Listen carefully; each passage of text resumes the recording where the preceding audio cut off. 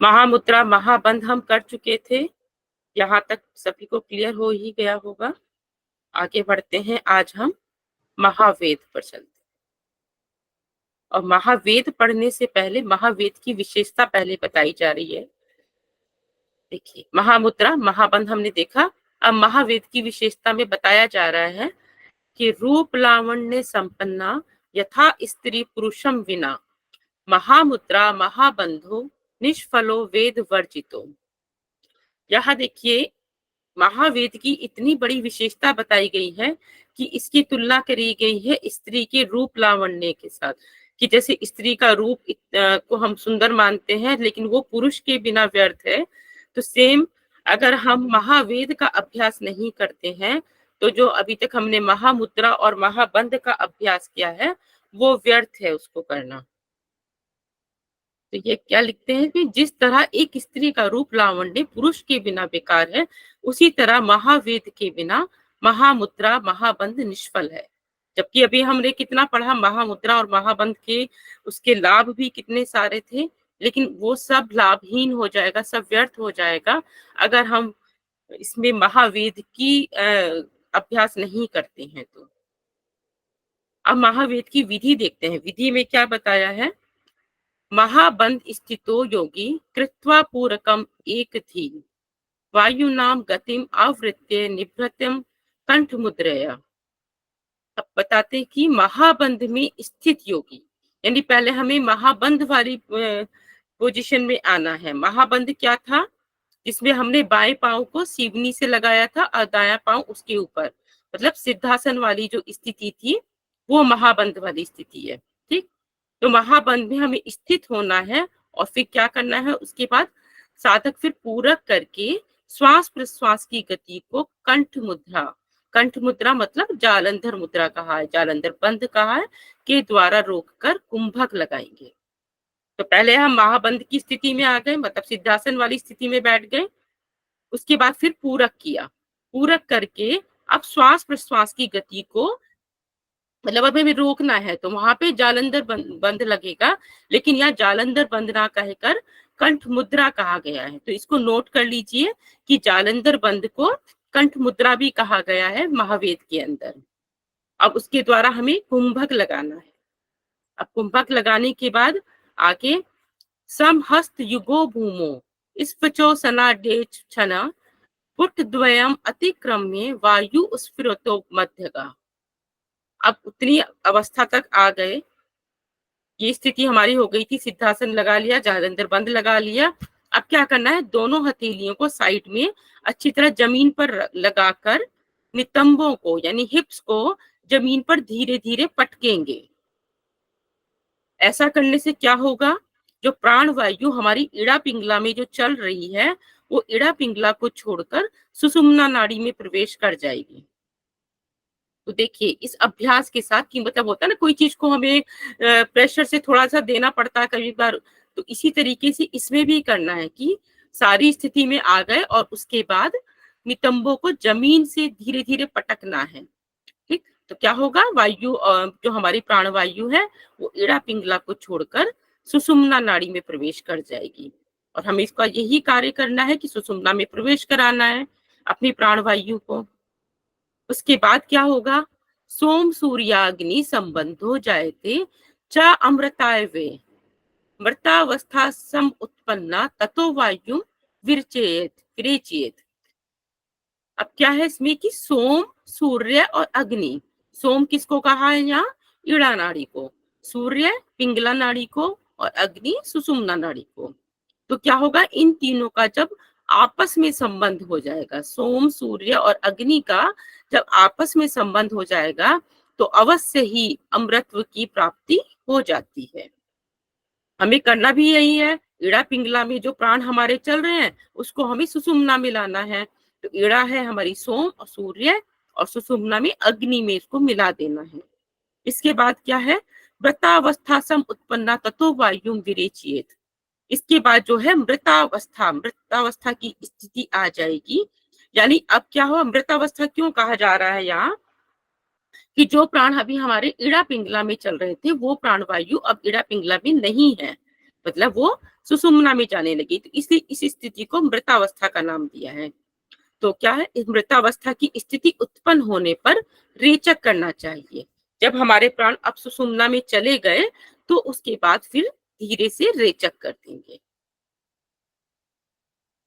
अब आगे इसी में क्या बताते हैं, अब इसके लाभ, लाभ में आते हैं, महावेदो अयम अभ्यासान महासिद्धि प्रदायकम। देखिए ये क्या दे रहा है, महासिद्धि प्रदायकम वलित पलित वैपग्न सेव्यते साधको उत्तमे। अब महावेद का अभ्यास, इससे क्या हो रहा है, हमें महासिद्धि मिल रही है। ठीक, महावेद के अभ्यास से महान सिद्धि को देने वाला है। और वलितम पलितम और वेपग्न, ये तीन चीजें इसके अंदर इंपॉर्टेंट है। महासिद्धि तो है ही मेन, इसके अलावा वलित पलित और विपग्न। वलित होता है झुर्रियां, जो झुर्रियां पड़ जाती हैं जैसे चेहरे पे, स्किन में, वलित बोलते हैं झुर्रियों को। पलित बोलते हैं बालों का सफेद होना या बालों का पकना कह सकते हो, तो पलित से ये याद रख सकोगे, बालों का पकना। और विपग्न होता है जब शरीर कांपने लगता है, शरीर में कंपन होने लगती है, तो इसको बोलते हैं विपग्न। ठीक, चलिए अभी आपको वापस से मैं दोबारा एक बार फिर क्लियर कर देती हूँ। महावेद की विधि देखिए, महावेद की विधि अभी आपको क्लियर हुई कि नहीं। महावेद में क्या है, महावेद में पहले महाबंध वाली स्थिति में आना है हमें। महाबंध की स्थिति में आकर पूरक करेंगे, और पूरक करके क्या करना है, कंठ मुद्रा लगानी है। कंठ मुद्रा या इसी को जालंधर बंध कहा गया है, तो कंठ मुद्रा द्वारा इसको कुंभक लगा लेंगे। ठीक, कुंभक लगाने के बाद अब हमें दोनों हाथों को साइड में रखना है। मतलब आप सिद्धासन वाली स्थिति में बैठे, हाथ पैर आप कैसे मुड़े हुए, तो आप साइड में दोनों हाथ रखकर फिर अपने नितंबों को जमीन पर धीरे धीरे पटकना है। तेजी से नहीं, धीरे धीरे पटकना है। क्यों करना है ऐसे, ऐसा करने से जो प्राण वायु है हमारी, वो इड़ा पिंगला को छोड़कर सुषुम्ना नाड़ी में प्रवेश कर जाती है। अब आगे आता है, सोम सूर्याग्नि संबंधो जायते च अमृताय वे मृतावस्था समुत्पन्ना ततो वायु विरेचयेत। सोम, सूर्य और अग्नि, तीन चीज की बात करी गई है। सोम सब जानते होंगे, चंद्र नाड़ी, चंद्र मतलब इड़ा नाड़ी। सूर्य हमारी सूर्य नाड़ी बोलते हैं, सूर्य को पिंगला नाड़ी बोलते हैं। और अग्नि जो होता है वो हमारा सुषुम्ना।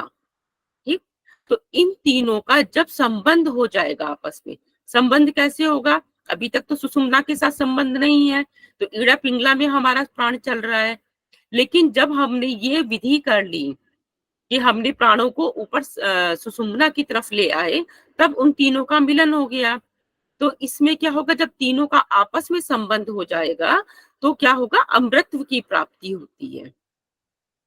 और आपस का संबंध देख ही लिया हमने कि जब हम सिद्धासन वाली स्थिति, मतलब महाबंध वाली स्थिति में बैठे हैं और अपने नितंबों को जब पटकते हैं, तो जो ईड़ा और पिंगला में जो प्राणवायु है वो ऊपर सुषुम्ना में प्रवेश कर जाती है, तब उनका मिलन हो जाता है। तो इससे हमें अमृतत्व की प्राप्ति होती है। या इसको कहा ना, इसके बाद मृतावस्था की स्थिति आ जाती है, क्योंकि अब इड़ा पिंगला में प्राण नहीं रहे, प्राणवायु नहीं रही, वो सुषुम्ना में आ गई है, तो इसीलिए यहाँ मृतावस्था की स्थिति आ जाती है। अब इसके हमने लाभ देखा था, महावेदोयम अभ्यासान महासिद्धि प्रदायक वलित फलित वेपग्न सेव्यते साधको उत्तम।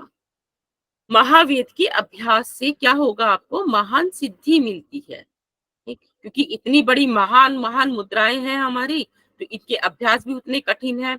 और जब हम इनको अभ्यासों को सिद्ध कर लेंगे तो हमें महान सिद्धियां मिल जाएंगी। और दूसरा, वलित पलित वेपग्न, वलित झुर्रियां, जैसे वलय शब्द सुना होगा आप लोगों ने, वलय पेड़ों के लिए यूज करते थे। चलिए मैं वैसे ही बता देती हूँ, वलय होता है मतलब जब रिंकल्स कहीं आने लगते हैं तो उसी को झुर्रियां ही बोला जाता है। तो वलित से इसको याद रखेंगे, पलित मतलब बालों का पकना, तो इसको पा से इसके साथ रिलेट करके याद रखिए तो ये याद हो जाएगा। और वेपग्न, क्योंकि महावेद का है तो ये वेपग्न वा वाला भी इसमें आ गया, तो वेपग्न। ठीक, तो वलित यानी दो, देखिए महावेद के साथ दो वा वाले हो गए, वलित और वेपग्न। और पलित में आप बालों का पकना, ऐसे याद रखिए इसको। तो वलित पलित वेपग्न इसी नाम से याद रखना है। मीनिंग इसलिए बता रही हूँ कि आपको पता होना चाहिए इनकी मीनिंग क्या है, कैसे भी करके पूछा जाए तो आप जवाब दे पाए। तो तीनों इसके लाभ हो गए, वलित पलित और वेपग्न, ये महावेद के लाभ है। अब आगे इसमें क्या, एतत्रयम् महागुह्यम जरा मृत्यु विनाशनम वहिनी वृद्धि करम चैव हे अणिमादि गुण प्रदम। अब क्या हो रहा है, ये तीनों अभ्यास अत्यंत गुप्त रखने योग्य हैं। कौन कौन से अभ्यास, नाम बताइए आप, कौन कौन से अभ्यास की बात करी जा रही है इधर? महाबंध, महामुद्रा और महावेद। महावेद। तो तीनों अभ्यास को गुप्त रखने योग्य हैं, क्यों? और ये बुढ़ापा और मृत्यु का विनाश करने वाला है, क्योंकि सारी ही क्रियाएं इतनी ज्यादा शक्तिशाली हैं कि इनसे बुढ़ापा और मृत्यु भी नहीं पास आएगी। और अग्नि को बढ़ाता है ये, यानी जठराग्नि या हमारे शरीर की जितनी भी अग्नियां हैं उनको बढ़ाता है, और अणिमा आदि सिद्धियों को देने वाला है। अणिमा आदि सिद्धियां से मतलब जो हमारी अष्ट सिद्धियां हैं वो सब उनको महावेद के अभ्यास से प्राप्त होती है। ठीक है, क्लियर है अभी यहाँ पर? कोई डाउट तो नहीं है? आगे बढ़ते हैं। अष्टधा क्रियते चैव यामे यामे दिने दिने पुण्य संभार संधाय पापोग विदुर सदा विदुरम सदा। अष्टधा क्रियते चैव, अष्टधा मतलब 8 बार, यानी कि प्रतिदिन 8 बार, यानी देखिए अष्टधा क्रियते चैव मतलब प्रतिदिन आपको 8 बार करना है। अब 8 बार कैसे, इन्होंने कहा यामे यामे दिने दिने। अब याम से क्या मतलब हुआ, याम हर एक याम पर करना है, यानी एक याम में करेंगे तो कितना, एक याम में 3 घंटे होते हैं, तो 3 क्या हमारा 24 घंटा हुआ, तो 24 डिवाइड 3 से करेंगे तो 8 बार हो जाएगा। तो इसीलिए 8 बार बताया गया, तो 8 के हिसाब से हर 3 घंटे पे हमें इसका अभ्यास करना होगा। हमें तो नहीं, खैर हम तो इतना सब नहीं कर सकते, लेकिन जो योगी जन अभ्यास करते हैं उनके लिए ये बात बताई गई है। तो ये हर 3 घंटे पे इसका अभ्यास करेंगे तब ये सिद्ध होगी। और क्या है इसका लाभ, पुण्य संभार संधाय पापों भी दूरम सदा, इससे सभी पुण्यों को देने वाली है ये, और सभी पापों को दूर करने वाली है। आगे सम्यक शिक्षावताम एवं स्वल्पम प्रथम साधनम, और अच्छे साधकों को भी शुरुआत में थोड़ा ही अभ्यास करना चाहिए। देखिए ये तो स्थिति हो गई, जैसे होता है ना पूरा आपको कहाँ तक करना है, कितनी बार, अंत वाली स्थिति। लेकिन जब हम शुरू कर रहे हैं तो धीरे धीरे से ही शुरू करेंगे, क्योंकि योग में कोई भी चीज जल्दबाजी में नहीं बताई गई, सब चीजें धीरे धीरे शुरू करते करते जो हमारी अंतिम अवस्था है वो हमारी यहाँ तक पहुंचनी चाहिए कि प्रतिदिन जो हम करेंगे वो 8 बार होना चाहिए। दिन में, एक दिन में 8 बार, और एक याम में कितना हुआ, 3 घंटे, तो उस हिसाब से 24 घंटे में 8 बार हम करेंगे। और इसका करने से पुण्य पुण्य को देने वाला है, पाप को दूर करता है, और जो हमारे जो नए साधक है उनको शुरुआत में थोड़ा ही अभ्यास से ही शुरू करना चाहिए। अभी क्लियर है, कोई डाउट तो नहीं है इसके अंदर? मैम इससे ऊपर जहाँ आपने बताया, नहीं ऊपर मैम जहाँ पे बताया कि तीनों अभ्यास जो है वो गुप्त रखने योग्य हैं, हाँ ये वाला, तीनों अभ्यास गुप्त रखने होंगे, उसके बाद जो इनका ये बेनिफिट्स बताए, ये तीनों अभ्यास के बताए कि खाली महावेदक के बताए? जरा मृत्यु वाला, बुढ़ापा वाला जो था, जरा मृत्यु तो तीनों के बारे में ही, तीनों के बारे में है ना वो? तीनों के बारे में, क्योंकि ये शुरू में ही बता दिया है कि महावेद के बिना तो वो दोनों अधूरे हैं। तो यहाँ जब तीनों ही अभ्यास में चल रहे हैं तब इन सब का मिलकर अब ये होता है लाभ। बस बस बस ये तीनों, हाँ ये तीनों अभ्यास के बारे में ही बात हो रही है। तो बुढ़ापा, मृत्यु का विनाश, अग्नि को बढ़ाता है, अणिमा आदि। लेकिन जो ये वेपाग्न वलित पलित वाला है ये हमारा केवल महावेद का है। हाँ, वो महावेद। चलिए अब आते हैं हम खेचरी मुद्रा। खेचरी मुद्रा बहुत इंपॉर्टेंट है और काफी बड़ी मुद्रा है, इसमें बहुत सारी चीजें आती हैं, इसको भी आप देखिए ध्यान से। सबसे पहले इसमें बताया जा रहा है कि खेचरी मुद्रा है क्या चीज, पहले उसके बारे में, फिर उसकी विधि और सब कैसे करना वो आगे जाएंगे। तो पहले फाइनल अभ्यास ही बताया जा रहा है। क्या होता है अभ्यास में? कपाल कुहरे जिह्वा प्रविष्टा विपरीतगा भ्रुवोर अंतर्गता दृष्टिर मुद्रा भवती खेचरी। क्या करना है इसमें? कपाल कुहर में जीवा को प्रविष्ट करना है। कैसे प्रविष्ट करना है? जीभ को विपरीत का मतलब उल्टा करके। तो जीभ को उल्टा करके कपाल कुहर में प्रविष्ट करा देंगे और भ्रुवर अंतर्गता दृष्टि, और जो हमारी दृष्टि है वो क्या रहेगी? भ्रू मध्य। जब भ्रू मध्य में दृष्टि होगी तब वो लगाने से खेचरी मुद्रा बनती है। अगर आपसे कोई पूछे कि खेचरी मुद्रा क्या है, जनरली लोग क्या कहते हैं कि जीवा को कपाल कुहर में लगा देना खेचरी मुद्रा है, लेकिन इसके साथ आपको ये दृष्टि का मेंशन करना जरूरी है, अदरवाइज इसके बगैर ये अधूरी बात मानी जाएगी। तो दोनों चीजें बोलनी होगी कि कपाल कुहर में जीवा को प्रविष्ट कराना और दृष्टि को भ्रू मध्य में लगाना ही खेचरी मुद्रा है। एक बार फिर रिपीट कर देती हूँ। जीवा को उल्टा करके कपाल कुहर में प्रविष्ट कराना है और फिर दृष्टि को भ्रू मध्य में लगाने से ही खेचरी मुद्रा होती है।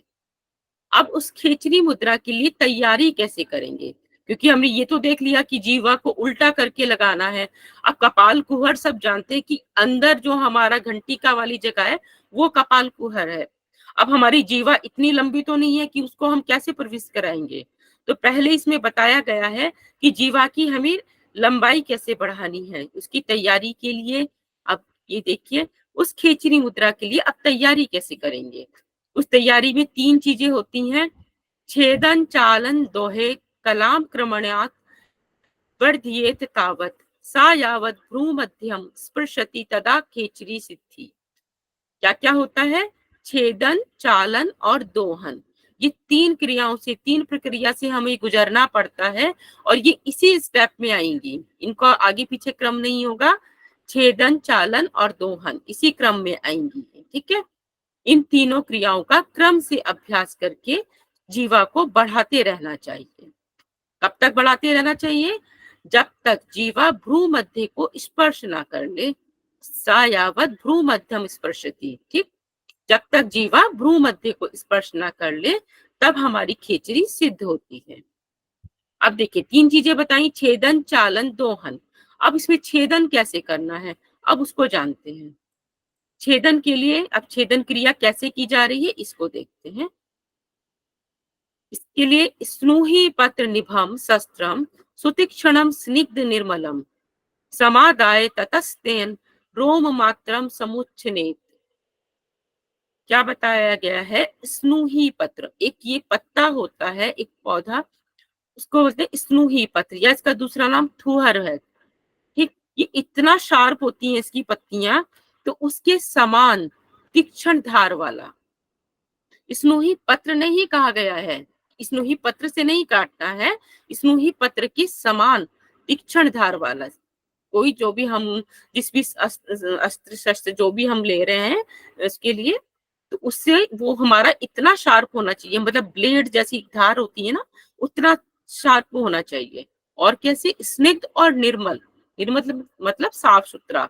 ऐसा नहीं क्योंकि हम अंदर में एक बॉडी को पार्ट को काट रहे हैं तो कोई इन्फेक्शन ना हो जाए, उसके लिए भी ध्यान रखना है। तो स्निग्ध होना चाहिए और साफ सुथरा होना चाहिए।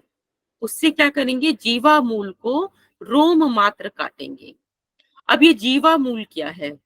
सभी जानते भी होंगे शायद। जीवा मूल जो हमारी जीवा है उसमें जो नीचे की तरफ, अगर हम जीवा को ऐसे पलटें, देख पा रहे होंगे जीवा का ये नीचे वाला पोर्शन, वो एक रोम की तरह, मतलब एक बहुत बारीक सी झिल्ली से जुड़ा हुआ होता है, तो उसको काटना होता है।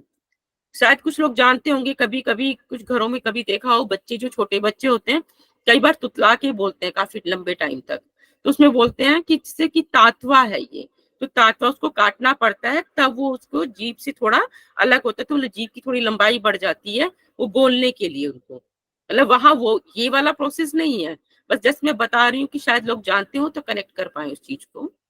तो इसमें ये चीज होती है, लेकिन यहाँ तो हमें योग के लिए ये सारी क्रिया करनी है, तो ये बहुत धीरे धीरे करी जाएगी।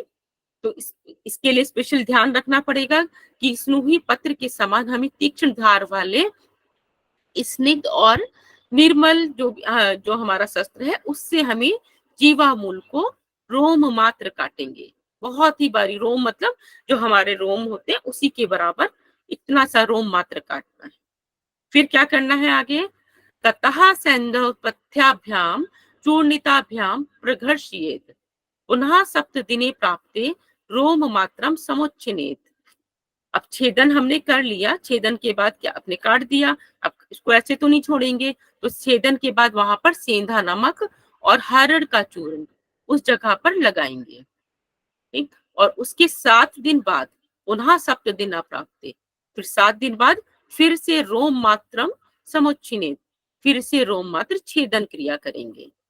क्योंकि ऐसा नहीं कर सकते कि हमने एक ही दिन में पूरा काट दिया, तो उससे तो ब्लीडिंग भी बहुत हो जाएगी और फिर करने वाले को भी परेशानी होगी।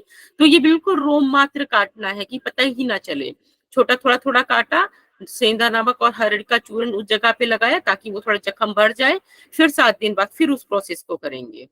तो ऐसे करते करते कब तक करना है इसे हमें, एवं क्रमेण क्षणमाशम नित्यम युक्ता समाचरेत् षण्मासाद रसनामूल शिराबंधा प्रणश्यति।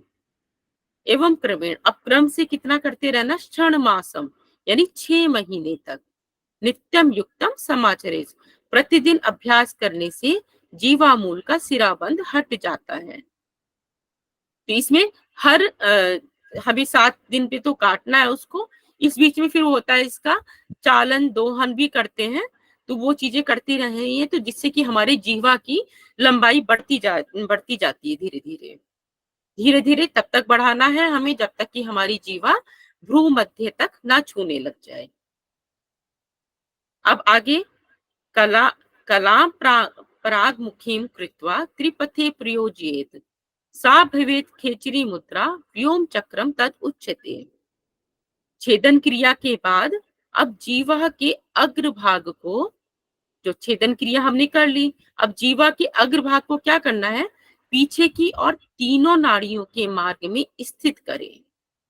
तीनों नाड़ियों के यानी कि अंदर जो कपाल कुहर की बात कही जा रही है, तो वहां तीनों नाड़ियों का जो मिलन होता है, तीनों नाड़ियों की जो मार्ग है वहां पे मिलन होता है, वहां पर हमें अपनी जीवा को ले जाना है। इसी को त्रिपथ कहा है। जीवा का त्रिपथ के साथ समायोजन ही खेचरी है, और इसी को व्योम चक्र भी कहा गया है। इसमें एक सवाल भी बनता है कि खेचरी मुद्रा का दूसरा नाम क्या है, तो इसमें इसको व्योम चक्र भी कहते हैं। दोबारा देख लेते हैं। इसमें यहाँ पे बल्कि एक चीज छोड़ दी गई है कि जो छोड़ा गया, मतलब समझ लीजिए, उसको आगे मैं बता देती हूँ कि जब ये हम कर लेते छेदन करते हैं, उसके बाद चालन और दोहन वाली प्रक्रिया भी करते हैं। चालन में क्या होता है कि मक्खन या उसके साथ जीवा को जैसे दूध दोहते हैं, इस तरीके से उसको मसाज करी जाती है, मतलब उसकी लंबाई बढ़ाने के लिए। तो धीरे धीरे ये सब करते करते तब हमारी जीवा की लंबाई इतनी बढ़ जाती है कि वो हमारे भ्रू मध्य को छूने लगे। और जब जीवा की लंबाई इतनी बढ़ गई, तब उसके बाद हमें जीवा के अग्रभाग को पीछे की तीनों नाड़ियों के मार्ग में स्थित करना है, मतलब त्रिपथ में। त्रिपथ जो हमारा कपाल कुहर है, जहाँ पे छोटी जीवा जिसे घंटिका बोलते हैं, उसके आगे वहां पे हमें इसको समायोजित करना है। जब जीवा को हम इधर ले आएंगे, इसी मुद्रा को फिर खेचरी मुद्रा कहा गया है, और इसको दूसरा नाम इसका व्योम चक्र भी कहा। अब इसमें क्या होगा, जब हमारी जीवा कपाल कुहर में जाएगी, तो वहां पे क्या होगा, कुछ रस का रस वहां से निकलने लगेंगे। रस का कैसे होगा, रस का पहले हम देखते हैं कि होगा कैसे।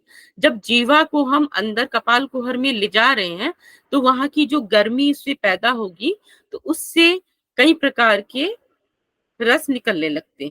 रस नाम ऊर्ध्वगाम कृत्वा क्षणार्धम अपि तिष्ठति विषैर्विमुच्यते योगी व्याधि मृत्यु जरादि। अब यहाँ क्या है, जीवा को उल्टा करके जब हम कपाल कुहर में आधे क्षण भी घुमाने में सफल हो जाते हैं, तो उस पर किसी विष, रोग, मृत्यु और बुढ़ापे का असर नहीं होता। सबसे पहले अभी जो रसों वाली बात मैंने बोली वो आगे आएगा, उसमें अलग अलग प्रकार के रस आएंगे। यहाँ पे केवल अभी बताया है कि जब हम जीवा को उल्टा करके एक क्षण के लिए भी आधा क्षण के लिए भी रोक रहे हैं, क्योंकि एकदम तो हम नहीं लगा पाएंगे, जैसे जीवा लगाएंगे ज्यादा देर तो रोक नहीं पाएंगे। तो अगर आधा क्षण भी हम वहां पे रुक पाए तो इससे क्या क्या होगा, उसकी वजह से किसी विष, रोग और मृत्यु और बुढ़ापे का असर नहीं आएगा हम पर। और दूसरा, ना रोगो मरणम तिंद्रा ना निद्रा ना क्षुधा तृषा ना चा मूर्छा भवेत तस्य यो मुद्राम वेति खेचरी। अब क्या करना है, खेचरी मुद्रा के जो साधक हैं उनको क्या क्या इसके लाभ होंगे, ना उनको रोग होगा, ना मृत्यु होगी, ना तंद्रा ना निद्रा सताएगी, और ना भूख लगती है, ना प्यास लगती है, और ना मूर्छा की समस्या होती है, मतलब मूर्छित भी नहीं होते। ये तो देखिए, तो मनुष्य के बहुत ही शुरुआत लेवल पे होते हैं कि रोग मृत्यु तंद्रा निंद्रा, ये सब चीज तो उस लेवल की चीजें हैं। जिसने खेचरी सिद्ध कर लिया तो वो सब तो इसके ऊपर हो गया।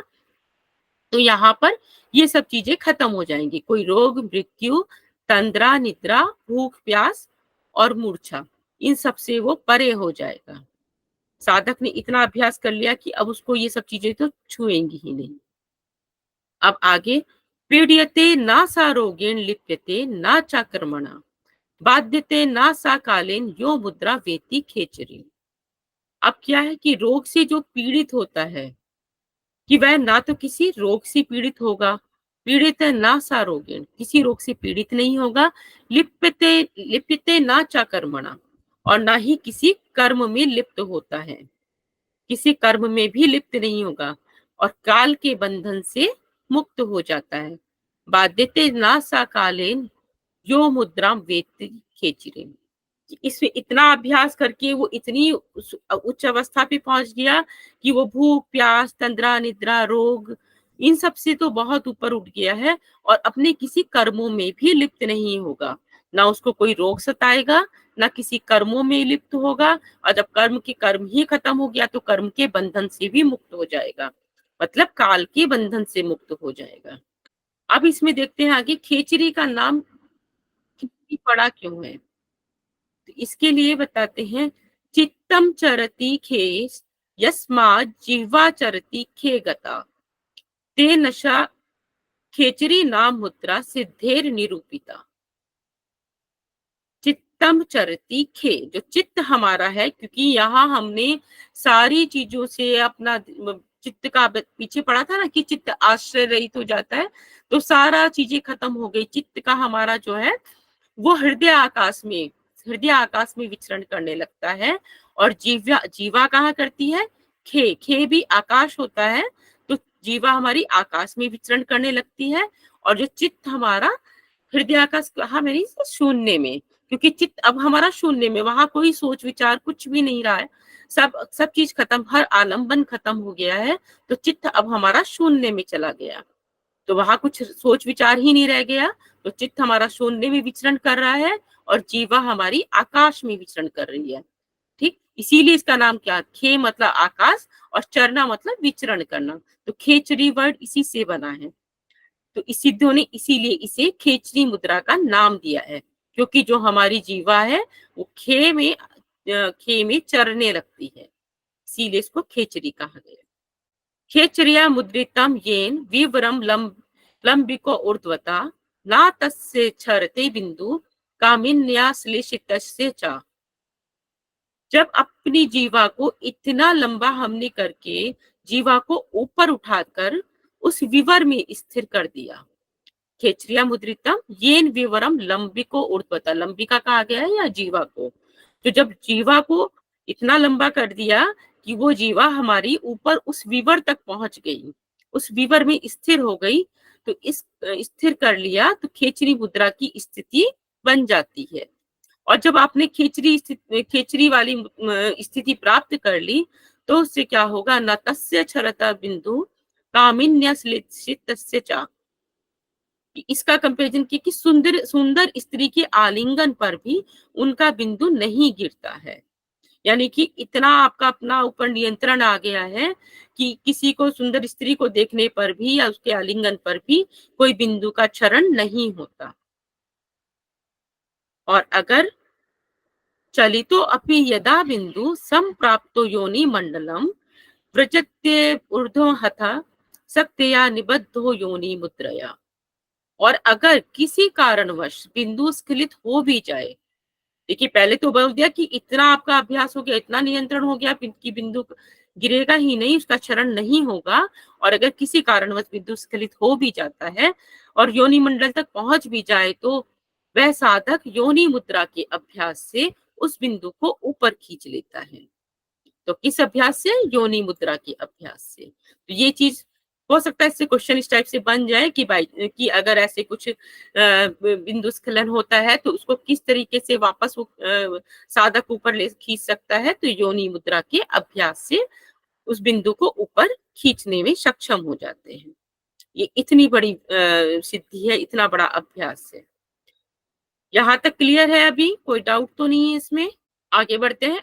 ऊर्ध्व जीवा स्थिरो भूत्वा सोमपानम करोति यः मासार्धे न संदेहो मृत्युम जयति योगवित्। अब क्या करना है कि अब हम जीवा को ऊपर स्थित करके, मतलब उस कपाल कुहर में, उस विवर में स्थित करते हैं। उधर जीवो स्थिरो भूत्वा सोमपानम करोति है।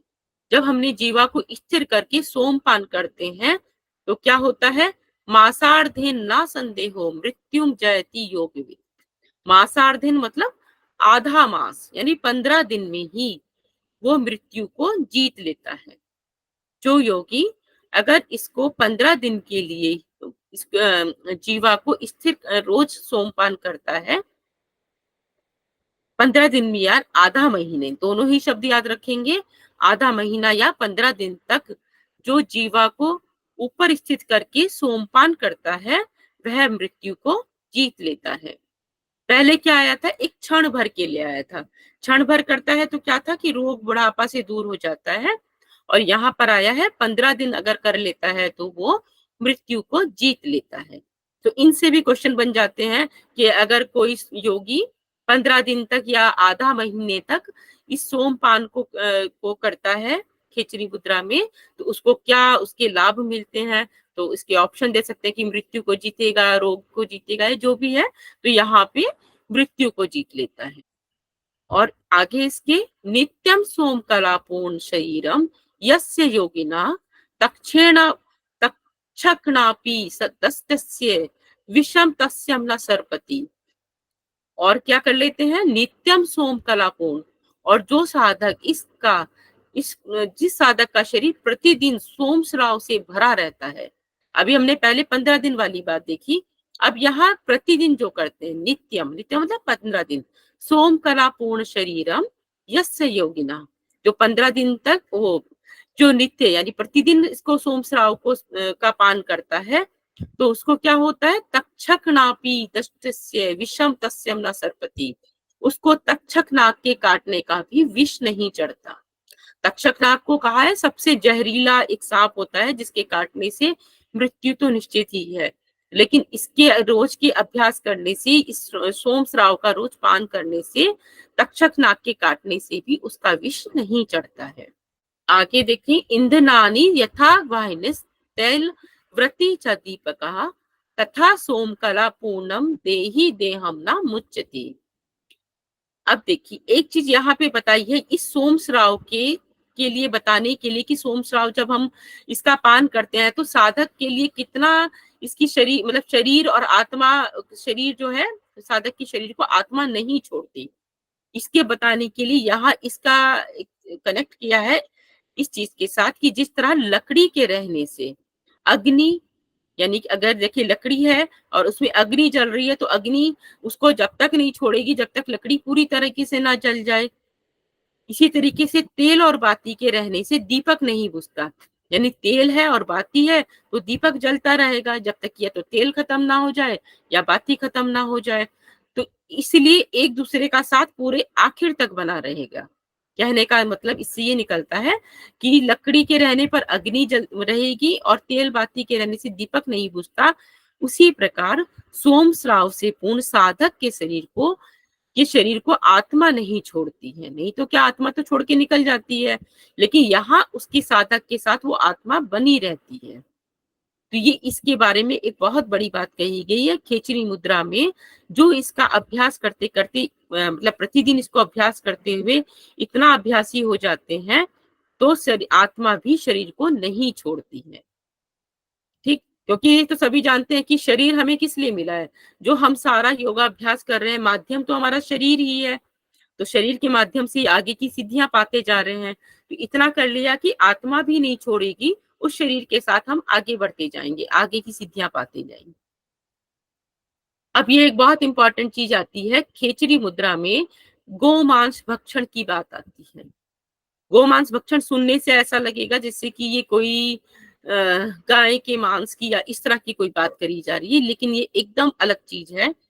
अब ये देखिए, इसमें गोमांस भक्षेण नित्यम पिबेद अमर वारुणिम कुलीनम तम अहम मन्ये चैत्रे कुल घातका।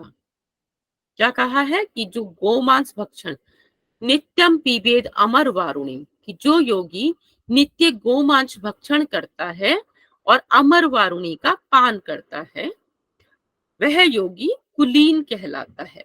कुलीन मतलब उच्चतम, एक कहते ना कुल में उच्च कुल के, उस तरीके से वह योगी कुलीन कहलाता है और बाकी सब कुल घातक हैं।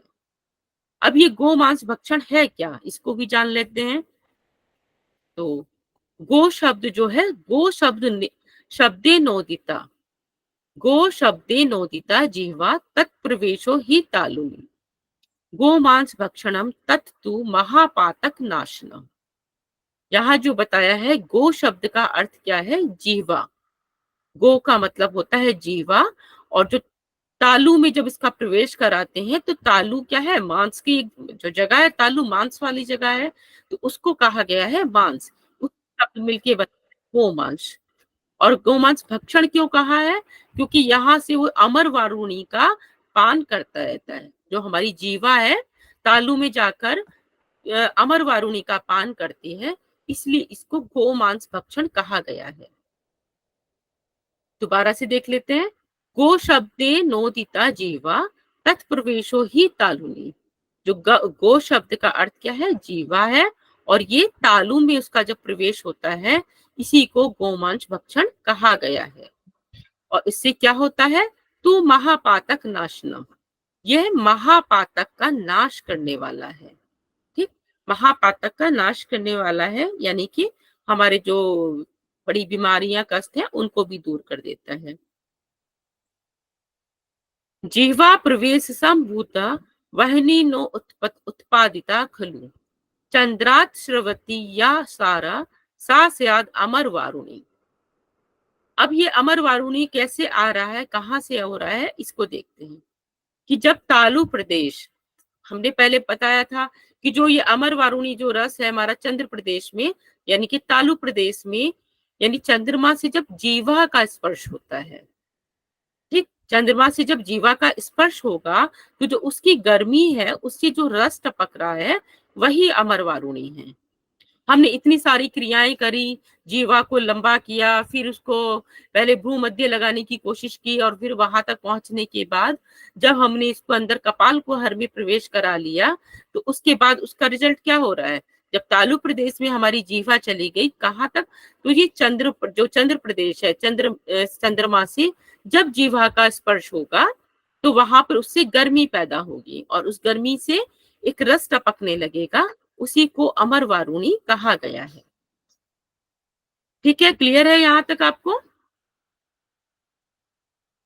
अब जीवा को इससे कुछ स्वाद, यानी कि जो रस निकलेगा वो अलग अलग तरह के रस होंगे, तो उसके स्वाद है किस अलग अलग तरह के होंगे, वो क्या क्या होंगे, इसको देखते हैं। चुंबंती यदि लंबिकाग्रम अनिशम जिह्वा रस से नंदिनी साक्षारा कटुक अम्ला दुग्ध सदृशी मधुवाज्या तुल्य तथा।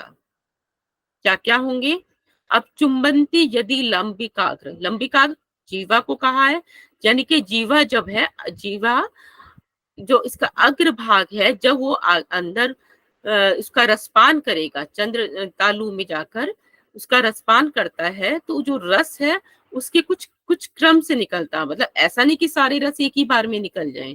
तो सबसे पहले कौन सा रस, फिर ऐसे अलग अलग क्रम से उसके रस निकलते हैं, तो उस क्रम से निम्न स्वाद का अनुभव होता है। ठीक है, जीवा का अग्रभाग लगातार रसपान करता है, तो उसे क्रम से निम्न स्वाद का अनुभव होता है। अब वो स्वाद कौन कौन से होते हैं, इनको भी याद रखेंगे और इसका क्रम भी याद रखना है, क्योंकि इसमें इस तरह का क्वेश्चन बन जाता है कि इसके जो रस निकलते हैं वो किस क्रम में निकलते हैं, या कौन सा रस पहले निकलता है कौन सा बाद में। तो सबसे पहले क्या है, क्षार। क्षार यहाँ पर नमक को कहा गया है, कुछ नमकीन सा लगेगा। पहला रस जो होगा क्षार या नमक, नमकीन। दूसरा कटु, और फिर अम्ल, फिर दूध, दूध का जैसे स्वाद आएगा, फिर शहद, और फिर घी जैसे स्वाद का अनुभव होता है।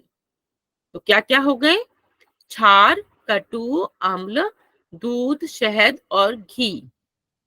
इसको ऐसे याद रख सकते हैं, देखिए क्षार, अम्ल क्षार हमने सुना होगा, तो क्षार और अम्ल के बीच में कटु आ गया, और दूध और घी, दूध से घी बनता है, उसके बीच में शहद आ गया।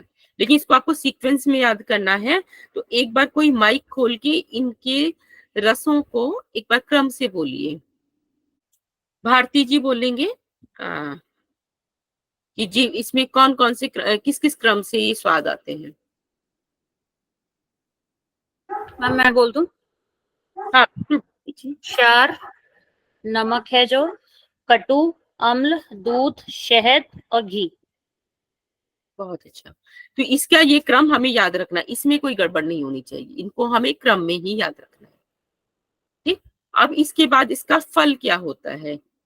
फल में सभी रोगों का नाश होता है, क्योंकि पूरा अब तो हमने पूरी क्रिया कर ली है, उसका अब हमें फल मिलेगा।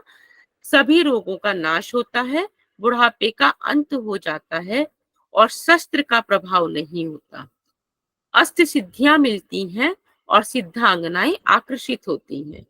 क्योंकि ये तो सारी मतलब खेचरी मुद्रा जो है अपने आप में बहुत बड़ी मुद्रा है, और बहुत ही इसके विशेष फल बताए गए हैं।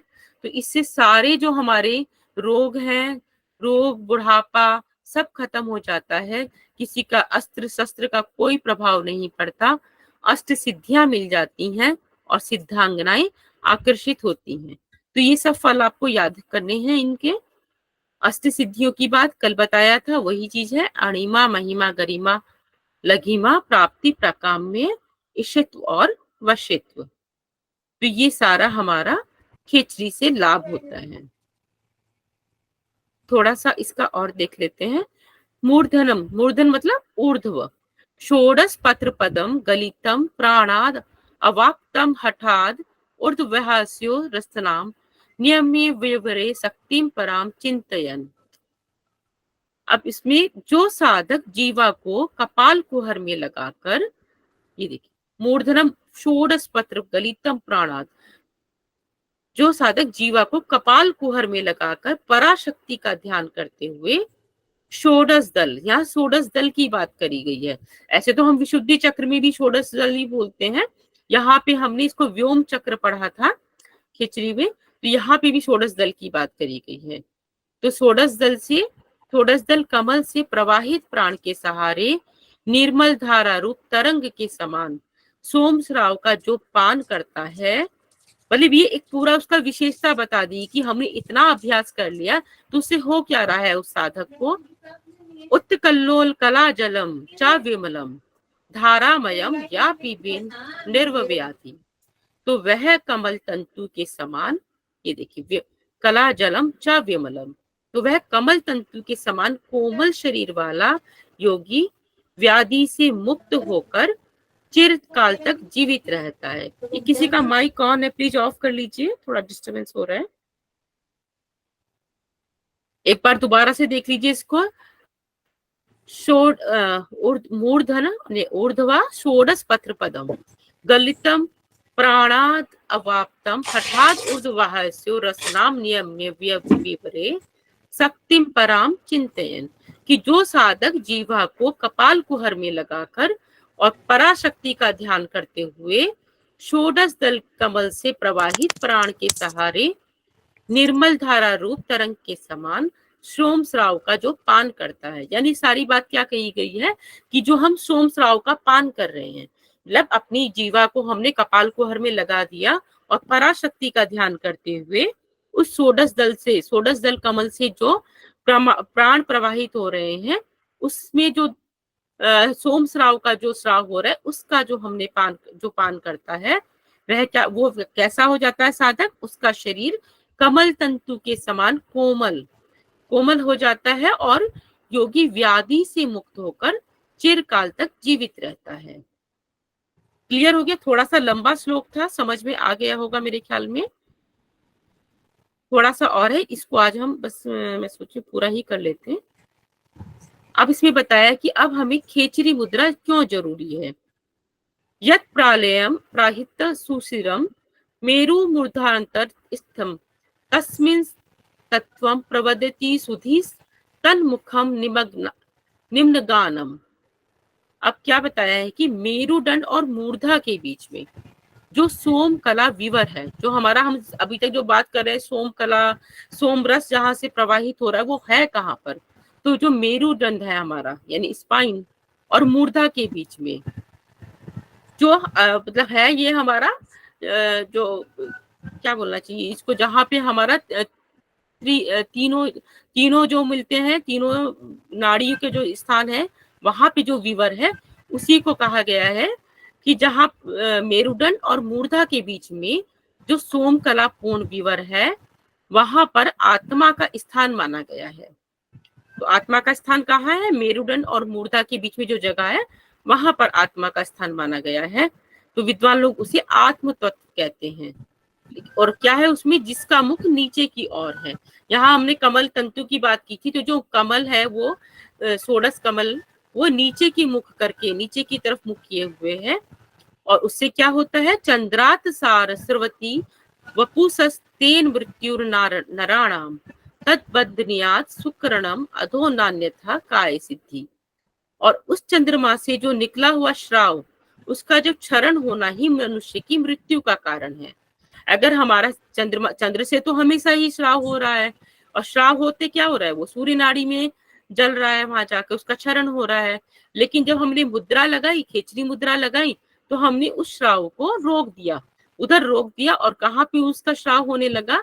जो हमारे ये मेरुदंड वाला जो हिस्सा है, वहां पे उस सुषुम्ना के रास्ते में उसका सोम श्राव का श्राव होने लगा है, सोमरस का श्राव होने लगा है।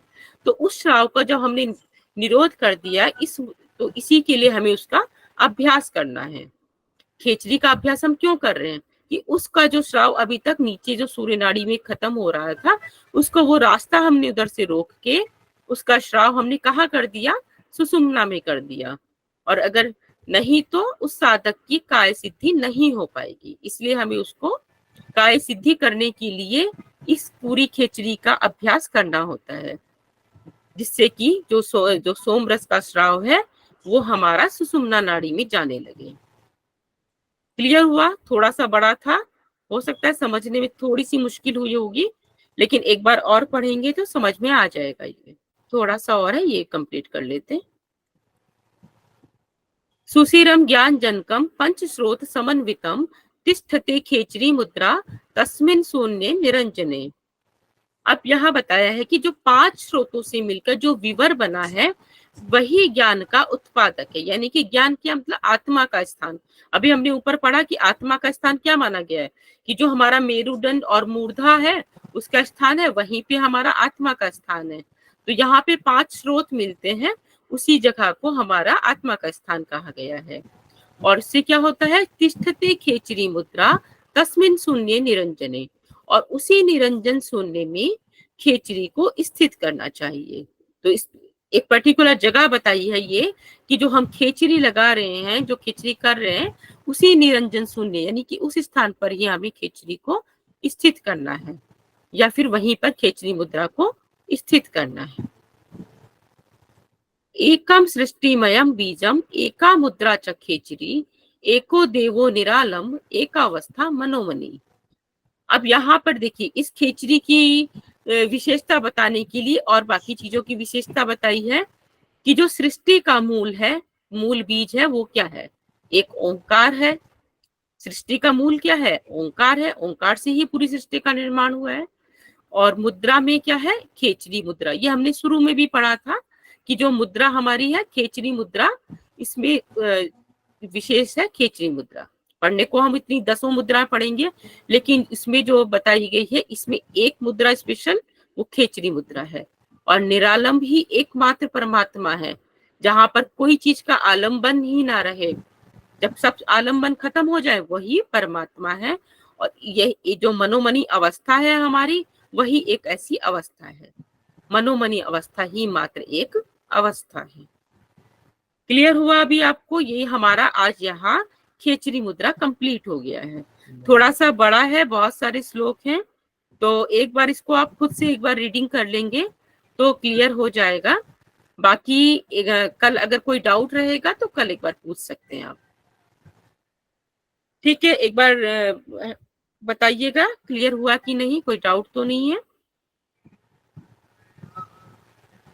अगर किसी को कोई डाउट होगा तो कल आप पूछ लीजिएगा, ठीक है।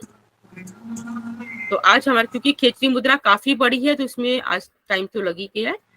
बाकी इनके जो मैंने बताए हैं 2-3 चीजें, इसके जो जो सीक्वेंस है वो आपको सीक्वेंस के साथ याद रखना है।